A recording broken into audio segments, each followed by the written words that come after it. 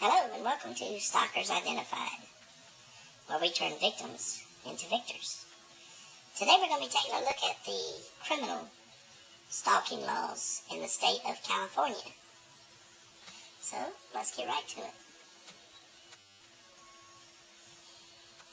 Under California Penal Code 646.9, stalking, any person who willfully, maliciously, and repeatedly follows or willfully and maliciously harasses another person and who makes a credible threat with the intent to place that person in reasonable fear for his or her safety or the safety of his or her immediate family is guilty of the crime of stalking, punishable by imprisonment in a court or in a county jail for not more than 1 year, or by a fine of not more than $1,000, or by both, that fine and imprisonment, or by imprisonment in state prison.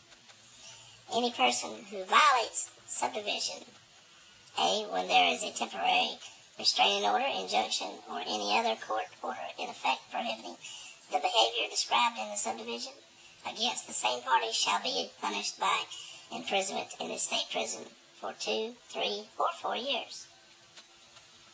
Every person who, after having a convicted or being convicted of a felony under Section 273.5, 273.6, or 422 commits a violation of subdivision shall be punished by imprisonment in a county jail for not more than 1 year, or by a fine of not more than $1,000, or by both that fine and imprisonment, or by imprisonment in the state prison for 2, 3, or 4 years, or 5 years, Every person who, having been convicted of a felony under subdivision, commits a violation of this section shall be punished by imprisonment in the state prison by 2, 3, or 5 years. In addition to the penalties provided in this section, the sentencing court may order a person convicted of a felony under this section to register as a sex offender pursuant to Section 290-006. For the purposes of this section, harasses means engages in a knowingly and willful course of conduct directed at a specific person that seriously alarms, annoys, torments, or terrorizes the person, and that serves no legitimate purpose. For the purposes of this section, course of conduct means 2 or more acts occurring over a period of time, however short, evidencing a continuity of purpose. Constructionally protected activity is not included within the meaning of conduct or course of conduct. For the purposes of this section, credible threat means a verbal or written threat, including that performed through the use of electronic communication device, or, meaning the internet, or a threat implied by a pattern of conduct or a combination of verbal, written, or electronical communicated statements and conduct made with the intent to place the person that is the target of the threat in reasonable fear for his or her safety or the safety of his or her family, and made with the apparent ability to carry out the threat so as to cause the person who is the target of the threat to reasonably fear for his or her safety or the safety of his or her family. It is not necessary to prove that the defendant had the intent to actually carry out the threat. The present incarceration of a person making the threat shall not be a bar to prosecution under this section. Constitutionally protected activity is not included within the meaning of credible threat. For purposes of this section, the term electronic communication device includes, but not limited to, telephones, cellular phones, computers, video recorders, fax machines, or pagers. Electronic communication has the same meaning as the term defined in subsection 12 of Section 2510 of Title 18 of the United States Code. This section shall not apply to conduct that occurs during labor picketing, if probation is granted, or the execution of imposition of a sentence is suspended for any person convicted under this section. It shall be a condition of probation that the person participant in counseling as designated by the court. However, the court, upon a showing of good cause, may find that the counseling requirement shall not be imposed.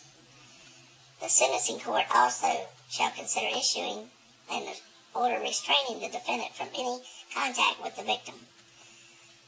That may be valid for up to 10 years, as determined by the court.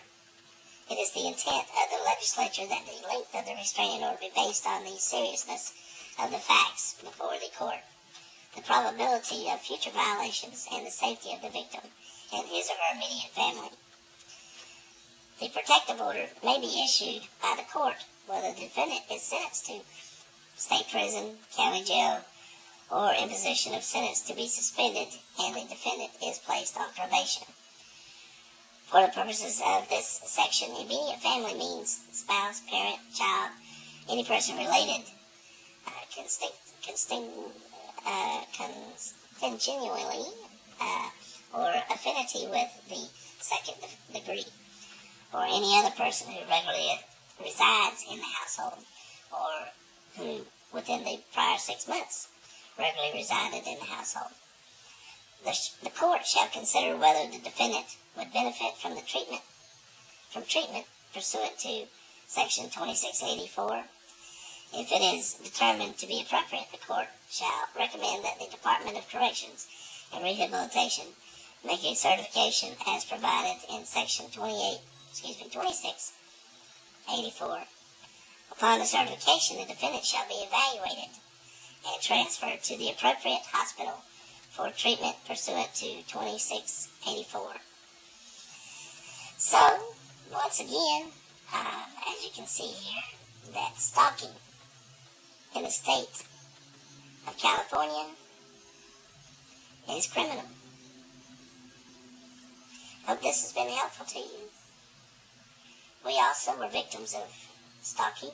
Everyone who works with stalking, Stalkers Identified. And we know the pain that you go through when you're being stalked. And but now we stalk the stalkers, and we identify them for you, so that you can have them prosecuted under these laws. If we can be of any assistance to you, we even help people even if they cannot pay. If the case is severe enough, we will jump in and help you identify these people. If we can be of any assistance to anyone, please give us a call or actually contact us through stalkersidentified.com, and we'll be happy to assist you here at Stalkers Identified, where we turn victims into victors.